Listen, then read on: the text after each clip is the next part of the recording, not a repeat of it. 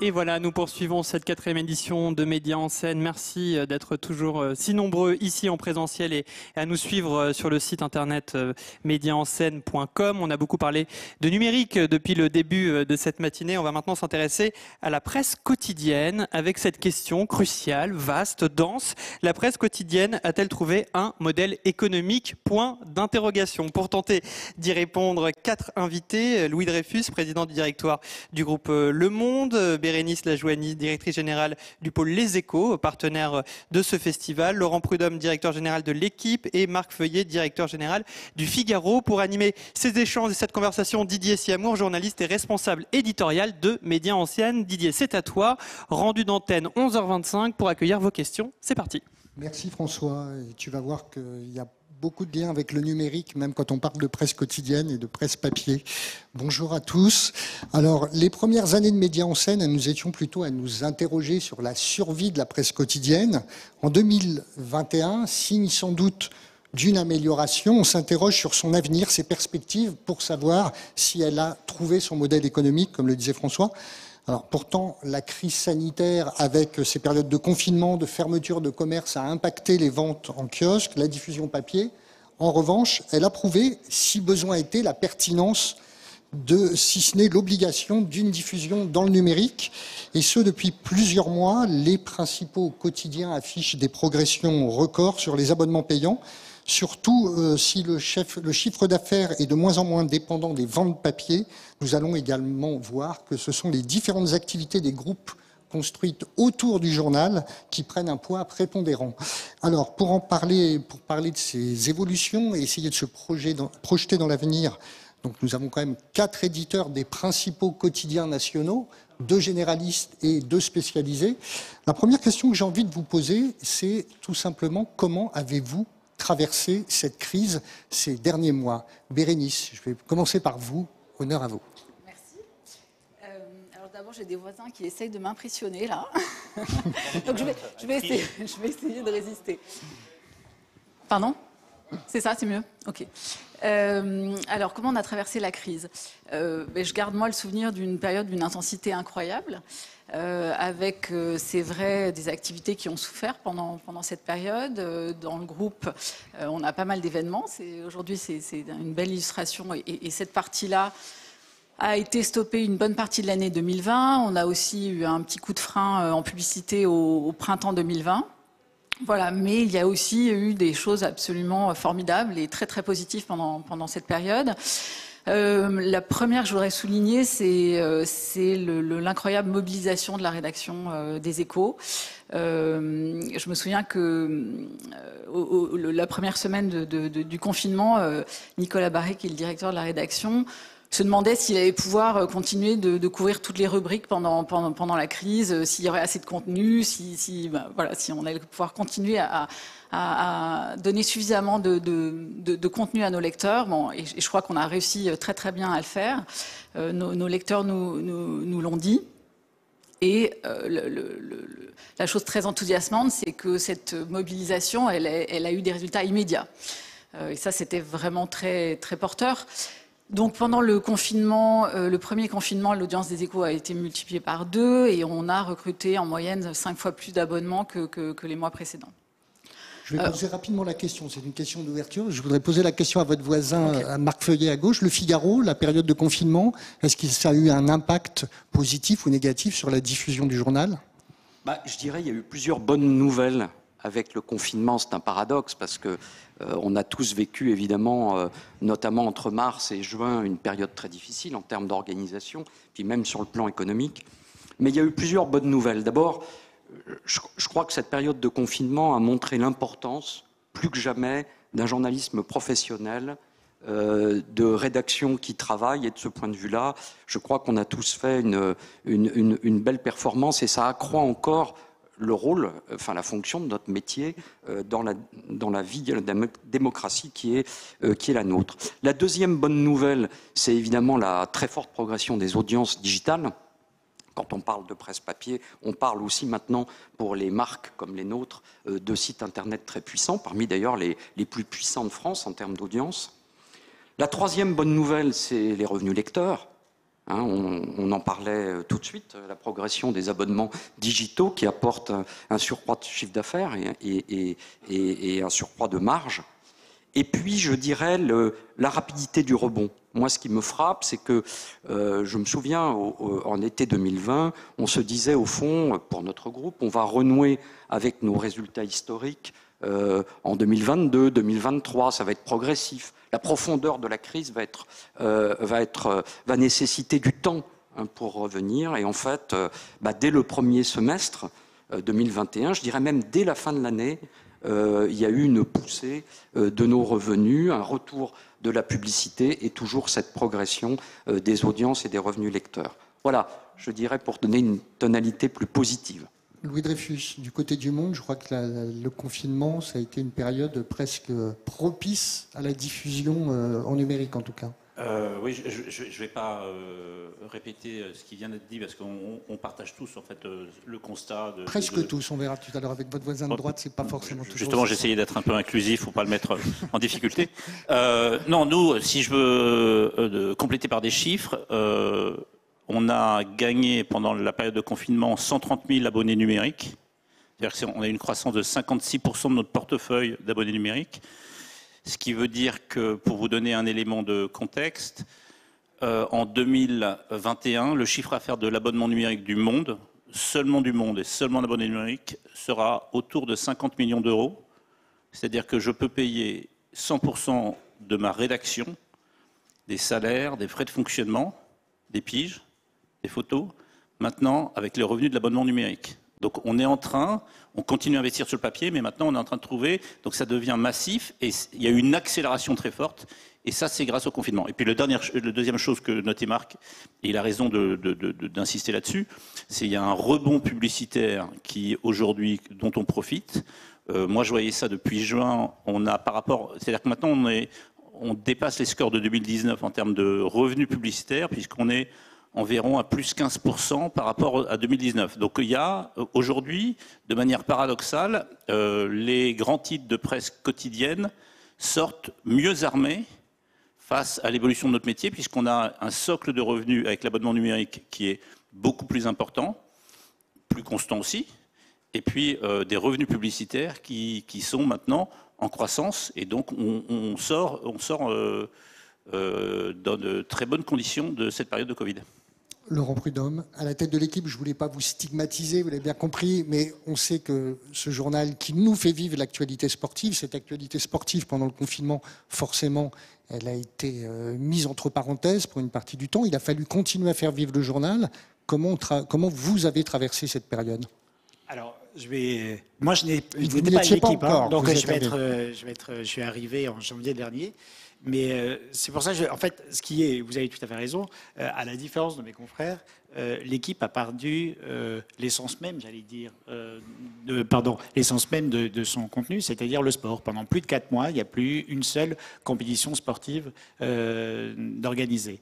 Et je pense que ça a été une opportunité pour la rédaction et pour le groupe de se transformer, de se développer et de faire notamment, et moi je suis très impressionné, et je le dis donc d'autant plus que je n'étais pas là, je suis très impressionné de la résilience de toute la rédaction du journal qui a fait un pas de côté et qui a considéré, j'allais dire, le sport non plus comme le sport compétition uniquement, mais dans sa globalité, comme un sujet de société, comme un sujet économique, comme un sujet d'égalité homme-femme, de violences faites aux femmes. Et on a sorti pas mal d'affaires sur des violences dans les fédérations.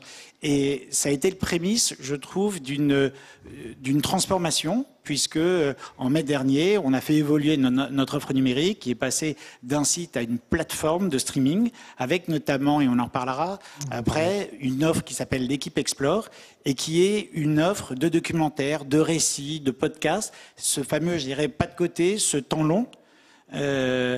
et qui nous permet maintenant d'attirer énormément d'abonnés numériques. Et en fait, je me reconnais un peu dans le récit de mes confrères sur la fin, puisque si le départ a été compliqué et si on a décidé de sortir un journal tous les jours et on a continué à développer la chaîne et le site numérique, le rebond maintenant est très fort, tant sur la publicité que sur le nombre d'abonnés numériques. Donc on comprend que ce confinement a permis de faire presque une révolution culturelle, si on passait l'expression, au sein du journal, qu'il aurait fallu peut-être faire, mais ce ne serait pas passé de la même façon. Exactement. Je voudrais revenir sur cette diffusion. Juste avant que vous veniez, il y avait Nick Newman du Reuters Institute qui nous a présenté une étude qui montrait que en France, l'information en ligne, c'est très difficile de la faire payer. L'abonnement aujourd'hui payant est quelque chose où il faut se battre. Quelle est la stratégie ? Je vais redonner la parole, Louis, avec les taux records que vous avez affichés. C'est quoi ? On fait moins cher, on essaie d'avoir des offres qui parlent à certaines communautés. Comment on essaie de gagner aujourd'hui des abonnés payants et à faire payer cette information en ligne? D'abord, je pense qu'il y a quelque chose qui a changé la vie de nos médias, c'est la transformation des usages grâce aux grandes plateformes numériques que sont Netflix et Spotify. C'est-à-dire que, compte tenu de leur diffusion, de leur nombre d'abonnés qui est considérable en France, on voit qu'il y a des millions de personnes en France qui acceptent l'idée qu'à partir du moment où il y a un produit, où il y a un contenu qui est exclusif et de qualité, il est normal de payer. Donc nous, on a profité de cette vague-là. Le monde avait choisi l'abonnement payant probablement avant les autres, donc on en profite plus, c'est mieux, mais c'est juste parce qu'on est parti avant. Les autres vont en profiter. Nous, on considère qu'on a deux axes pour promouvoir cette offre. Ce n'est pas un axe tarifaire. Le premier, c'est de mettre en avant les contenus. C'est-à-dire qu'on investit de plus en plus sur les contenus. Concrètement, chaque fois que notre chiffre d'affaires d'abonnement numérique augmente, on réinvestit dans la rédaction, ce qui nous permet d'avoir plus de contenu ou d'avoir plus de temps pour faire des enquêtes et des reportages. Concrètement, moi j'ai pris mes fonctions il y a 11 ans, il y avait 310 journalistes au monde, aujourd'hui il y en a 500. C'est cette puissance de production qu'on valorise aujourd'hui. Et puis la deuxième chose qui me semble intéressante, c'est que ça fait 5 ans qu'on a choisi d'investir les plateformes à destination des jeunes. On a été le premier média sur Snapchat, on est sur TikTok, on est sur YouTube. Et on voit sur Snapchat, on a 1 450 000 ados français, 1 450 000 qui nous suivent. 200 000 nous lisent tous les jours sur Snapchat. Eh ben, on les voit 4 ans plus tard, une partie de cette audience a mûri, a grandi, est prête à payer parce qu'ils se sont familiarisés avec notre marque, qui n'est pas la marque de leurs parents ou de leurs grands-parents, qui est une marque qui est sur leur plateforme en faisant des contenus qui leur sont dédiés. Et là, je pense, nous, on a fait une étude sur les abonnés qu'on a recrutés donc en 2020. La moitié ont moins de 34 ans. Donc, et avec des tarifs qui sont les mêmes pour tous. Donc ce n'est pas une offre tarifaire, on ne fait pas du discount, on a investi dans les contenus et puis on est allé chercher sur les plateformes de jeunes pour leur dire, pour qu'ils s'acclimatent à notre marque, au contenu, même si c'est des contenus qui sont différents, qui sont la même hiérarchie d'infos, mais plutôt faits par des motion designers et des journalistes, donc plus d'animation, plus de vidéos, et bien au bout de 4 ou 5 ans, on les amène vers de l'abonnement payant. Donc nous, on est très optimistes sur les perspectives de croissance de l'abonnement numérique. Bérénice Lajoigny, pour vous, de votre côté, comment on arrive à transformer ces contacts qu'on peut avoir sur le numérique en abonnés payants et en faire une source de revenus pour le journal ? Il faut des très bons produits, je suis d'accord complètement avec Louis. Enfin, il faut des très bons contenus, il faut des très bons produits, il faut un très bon marketing. Et la spécificité pour nous, c'est qu'il faut un très bon prix. Donc c'est vrai que dans notre stratégie, celle des Échos, on est resté sur un pricing très premium, qui est 2 à 4 fois supérieur à celui du marché. Ensuite, alors pour aller chercher des nouveaux abonnés, il y a... On entend pas ? Oui, si on vous entend. Il y a en effet aller conquérir de nouvelles cibles. Nous, il y en a une qui nous rend aussi très confiants pour l'avenir. C'est celle du modèle professionnel. On a un peu un gourou de ce point de vue-là qui est le FT. le FT a 60% de ses abonnés qui viennent par le canal professionnel. Donc aujourd'hui, nous, c'est moins aux Échos. Donc voilà, c'est une bonne piste de progression pour nous aussi. Marge de progression encore pour vous. Marc Feuillet, du côté des Échos, comment on gagne du Figaro, pardon, excusez-moi, vous avez merci Laurent. Du Figaro. Comment on gagne encore aujourd'hui des abonnés je crois payants? que tout a été dit par mes confrères. C'est grande qualité du contenu, une audience massive, la plus diversifiée possible, et puis un marketing adapté.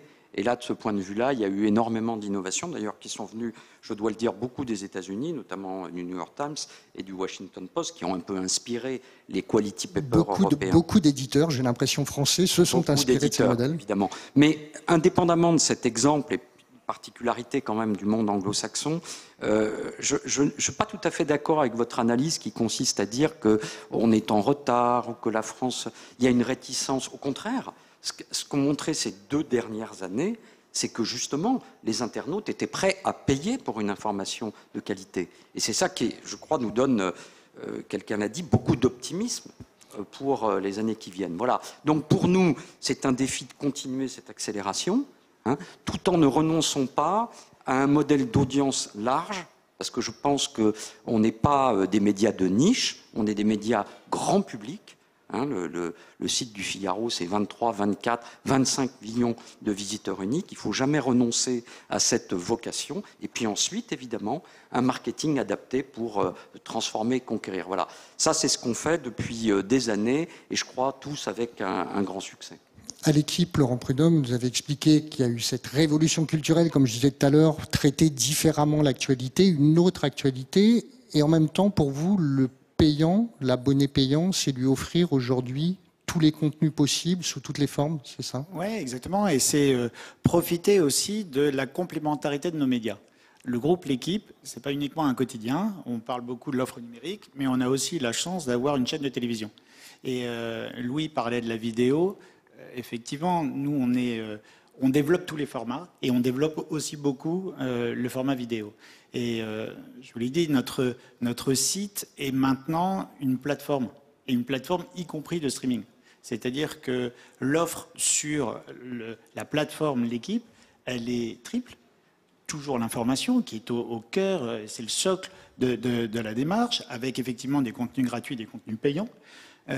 Mais ça va être aussi le développement d'une offre qui s'appelle L'Équipe Live et qui est le prolongement de notre chaîne de télévision. On a la chance d'avoir la seule chaîne de télévision gratuite en France.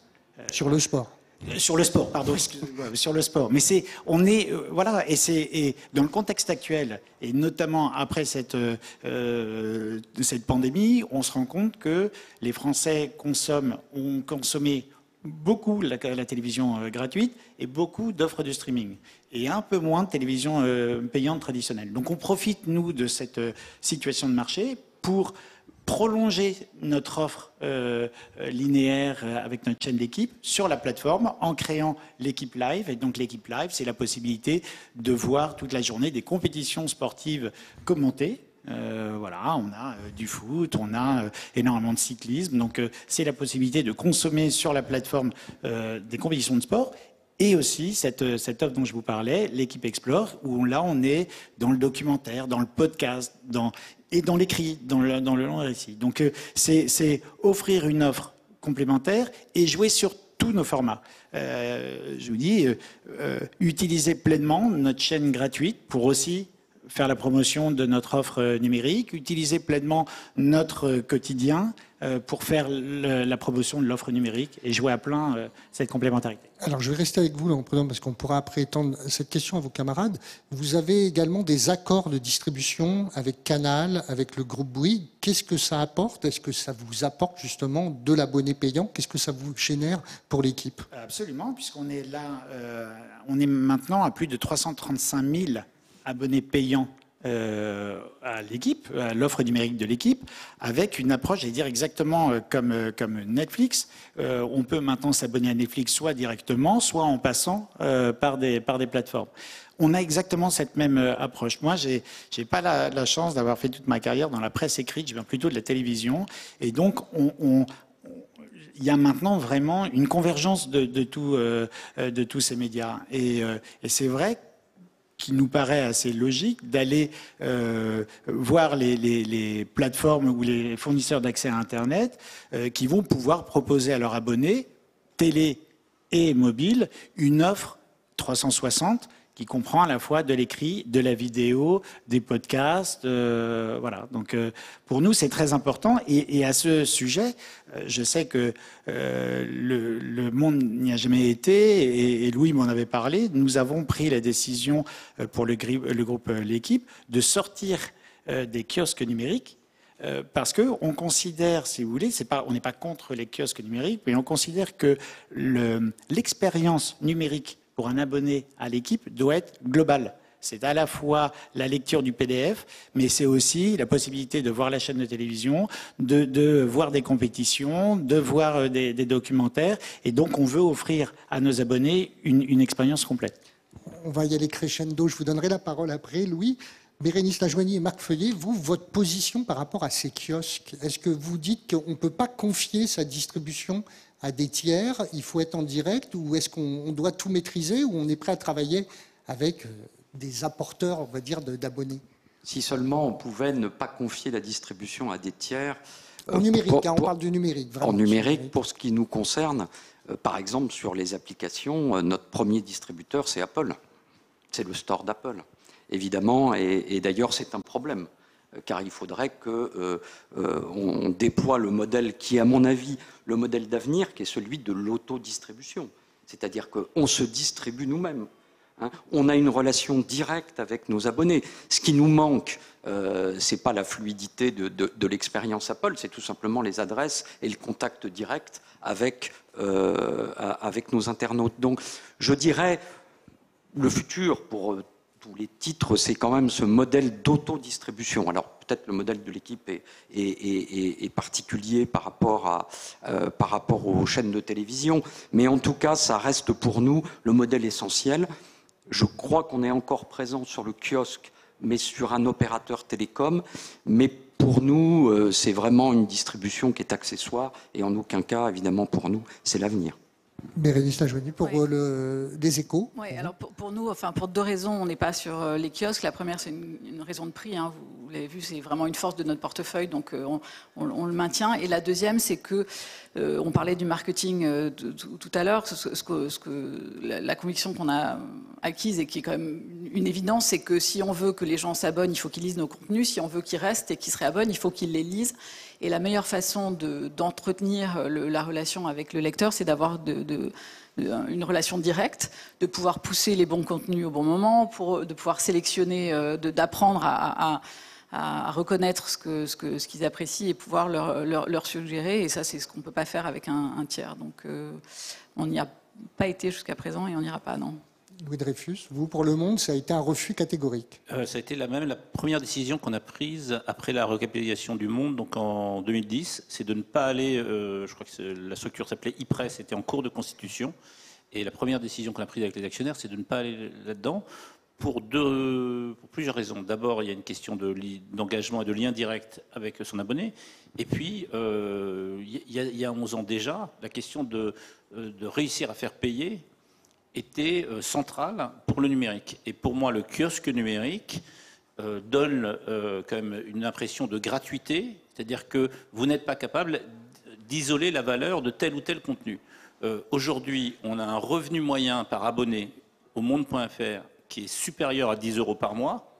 Et quand vous voyez que le kiosque numérique facture 10 € pour l'ensemble de la presse française, sauf les Échos sur Le Monde, moi, je n'ai pas du tout intérêt à rentrer dans cette logique-là, où je vais avoir un effondrement de mon ARPU et le sentiment diffus que cette presse est un peu gratuite. Donc nous, on revendique ça, et d'ailleurs, il faut peut-être voir un lien entre le fait qu'on a aujourd'hui dépassé les 400 000 abonnés purs numériques, avec un prix moyen qui est très élevé, et le fait qu'on ne soit pas dans les kiosques. Enfin, si on est aussi fort, avec une croissance aussi forte et un ARPU fort, c'est cohérent avec la décision qu'on a prise il y a 11 ans de ne pas être sur ces kiosques. Et je pense que c'est ce que disait Marc, et les grandes marques de presse font les unes après les autres sortir de ces kiosques numériques, dont d'ailleurs l'économie n'est pas évidente. Je voyais les chiffres récents. Donc ça a peut-être servi pendant une période, mais aujourd'hui, les grandes marques de presse vont toutes sortir. Et avec certains rachats aujourd'hui sur les kiosques, en plus, qui sont en train de s'opérer. Un autre rapport dans cette évolution, dans ce monde numérique, on voit, et qui dessine sans doute le paysage de la presse de demain, c'est naturellement les relations avec les plateformes comme Facebook, comme Google. On voit qu'aujourd'hui, c'est pas très facile d'avancer tous ensemble. Il y a des négociations, il y a des bras de fer qui ont été engagés. Google qui a été condamné, on le rappelle, il n'y a pas très longtemps par l'autorité de la concurrence, de Facebook qui tarde à vouloir rentrer dans la danse. Et en même temps, je vais vous laisser la parole, Louis, pour revenir sur vous, c'est le monde, vous signez des accords avec ces plateformes pendant que vos petits camarades négocient ? Alors, d'abord, je ne suis pas le seul autour de la table à signer des accords. Non, il y en a d'autres qui ont signé avec Google. Marc Feuillet pourra nous en parler. Il y a les syndicats professionnels ont une utilité et fonctionnent remarquablement. Mais là, on parle de négociation commerciale avec des grands acteurs. Et moi, je considère que je n'ai pas mandat de déléguer cette négociation à un syndicat professionnel qui sera forcément moins souple, parfois moins agressif et plus statique qu'une entreprise comme Le Monde. Donc, on a défendu nos intérêts de manière assez véhémente. On a trouvé un accord et force est de constater que le fait qu'on ait signé un accord d'une part avec Google et avec Facebook, a permis probablement de débloquer une négociation, puisqu'on a vu que juste derrière, l'Alliance s'est engouffrée dans la brèche et est allée avancer. Donc moi, je considère qu'on avait, nous, à un moment au Monde, on s'est aperçu que les négociations étaient complètement bloquées, et d'autres autour de la table, je pense, partageaient ce sentiment. On est allé négocier parce que, pour nous, c'est structurant. Ce sont des accords. D'abord, ce sont des vecteurs de recrutement d'abonnés. Ce sont des cofinanceurs de nos développements, et puis ce sont des montants qui sont très importants. Donc nous assumons tout à fait au Monde d'avoir signé des accords, et d'ailleurs ces accords n'ont pas été dénoncés par l'autorité de la concurrence. On a eu déjà des premiers flux financiers, et donc on a des accords avec Google, avec Facebook, et on va continuer à défendre les intérêts du Monde, donc les intérêts de la rédaction, puisque quand vous avez des accords avec les droits voisins, derrière s'enclenche une négociation pour répartir, pour une juste répartition avec la rédaction. Donc c'est très vertueux. Et moi, j'estime que c'est ma fonction de défendre les intérêts du Monde et ceux de la rédaction. Donc je pense que c'est vertueux. Et là encore, force est de constater que l'Alliance a suivi derrière et on en est très heureux pour eux. Marc Feuillet, vous aussi, vous avez signé avec Google, oui. Pas avec Facebook. Si aussi, récemment. Pour deux raisons. D'abord, la première chose, c'est que ce n'est pas incompatible. Il n'est pas du tout incompatible que des grandes marques d'information, comme le Figaro, comme Le Monde, signent des accords particuliers avec ces plateformes, eu égard à leur position de leader sur ces marchés digitaux, et vu l'importance aussi de leurs activités digitales. J'en profite pour le dire, notre groupe, c'est 38 millions de visiteurs uniques. On a des dizaines de sites Internet, donc on est évidemment à la fois un concurrent et un partenaire de ces plateformes. Donc il y a des relations très fortes, antinomiques parfois, avec ces plateformes. La deuxième chose, c'est que je pense que ça peut aider aussi la profession à conclure. Parce qu'on ne se désintéresse pas, en tout cas. Moi, je ne me désintéresse pas de l'avenir aussi des droits voisins pour l'ensemble de nos confrères. Je pense que c'est important. Il faut qu'on mène ce combat. Et ça fait des années, moi, que je le mène en particulier. Et donc, je pense que ce n'est pas incompatible. Et d'ailleurs, j'espère que la discussion avec Google va aboutir, puisque, comme vous le savez, l'autorité de concurrence a invalidé les accords qui ont été passés en demandant qu'on distingue maintenant droit voisin et puis showcase, ce qui est l'équivalent de Facebook News. Et donc, pour que ces produits soient lancés, il faut bien aussi que les journaux adhèrent, pas simplement quelques-uns, mais aussi une collectivité. Donc, je pense que c'est pas, ça ne s'exclut pas, et c'est la raison pour laquelle je pense qu'il faut maintenant conclure avec ces plateformes. Bérénice Lajoigny, pour vous, c'est plus compliqué. Vous avez un président, Pierre Louette, qui est à la tête des négociations. Là, il va falloir que vous puissiez avoir un ton différent de vos camarades. En tout cas, j'aurais appris une très très bonne info à cette conférence, c'est que et Le Monde et Le Figaro ont avancé les négos pour nous faciliter les choses après. Donc ça je pense que je pense que Pierre sera vraiment content d'apprendre ça. Donc oui, nous, le groupe, on est resté sur une position collective. Effectivement, le président du groupe Les Échos Parisiens, c'est Pierre Louette, qui est lui-même président de l'Alliance. Voilà, je laisserai dire où on en est, mais ce que je sais, c'est qu'on est presque en train de signer avec Facebook, et pour Google, le délai de 2 mois qui a été défini par la haute autorité court jusqu'en mi-novembre, donc on devrait y arriver. Incessamment sous peu. Laurent Prudhomme, pour vous, l'équipe et les relations avec ces plateformes, avec Google, avec Facebook, qui sont des vrais carrefours d'audience, comment ça se passe ? Alors ça se passe plutôt pas mal. Vous avez signé vous aussi ? Alors on n'a pas encore signé. Déjà, Marc le disait, l'autorité de la concurrence avait invalidé les premiers accords qui avaient été signés. Et pour nous, ça a été très important parce que l'une des raisons de l'invalidation par l'autorité de la concurrence, c'est le fait que Google et toutes ces plateformes ne pouvaient pas exclure de ces négociations des droits voisins les titres non IPG, donc information politique générale. C'est important parce que l'équipe n'est pas un titre IPG et qu'il est maintenant essentiel pour nous, et on s'inscrit aussi là dans le... Alors je pense qu'on manque pas trop d'agressivité en termes de négociation, mais on se sent aussi solidaire avec l'Alliance, et on fait toute confiance au président de l'Alliance pour bien respecter cet équilibre entre IPG et non IPG.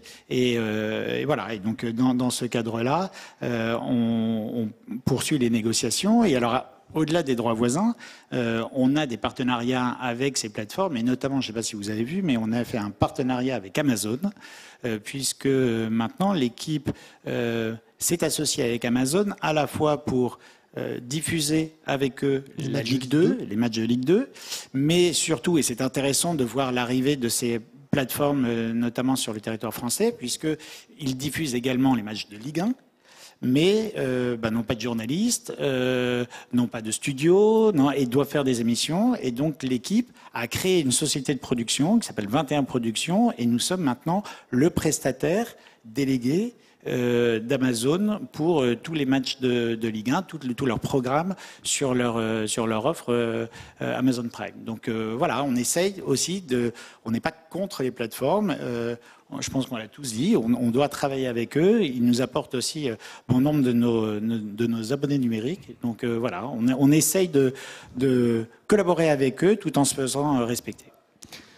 On sait que pour les quotidiens, je disais tout à l'heure, il y a quelques années, le contexte était très difficile. On disait à l'époque que les quotidiens ne pouvaient pas gagner d'argent, il fallait un groupe de presse et des activités annexes, une diversification.